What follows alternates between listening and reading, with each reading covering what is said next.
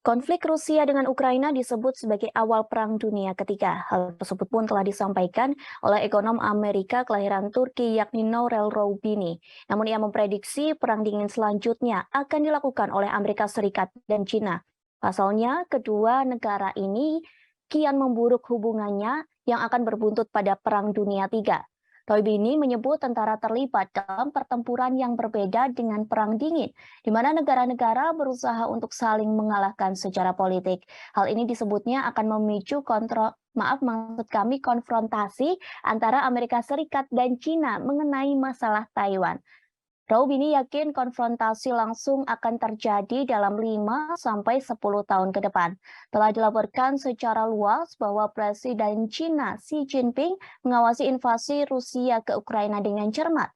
Hal ini dilakukan untuk membentuk strategi potensial bagaimana merebut kembali Taiwan.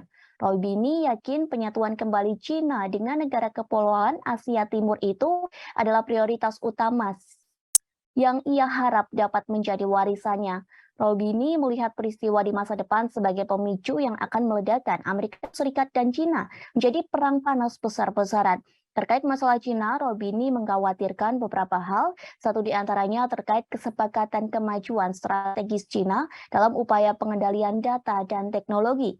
Kedua hal ini akan menentukan masa depan dan merupakan ancaman keamanan nasional terbesar.